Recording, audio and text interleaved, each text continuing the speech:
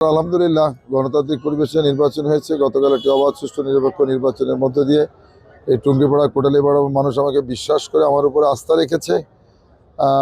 আমি আসলে অভিভূত।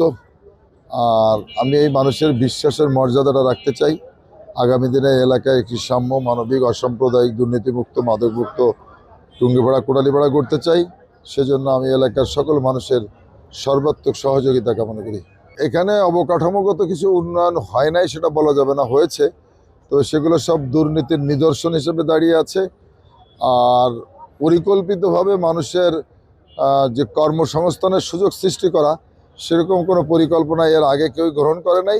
আমি চেষ্টা করব আমার সামর্থ্যের মধ্যে যতটুকু সম্ভব ক্ষুদ্র মাঝারি শিল্প গড়ে তুলে এলাকার বেকার মানুষ, বেকার যুব সমাজ, বেকার বিভিন্ন ধরনের শ্রেণী পেশার মানুষ যাতে বেকার না থাকে, তারা যেন কর্মসংস্থানের সুযোগ পায়, সেজন্য আমি আমার সামর্থ্যের সবটুকু দিয়ে চেষ্টা করব।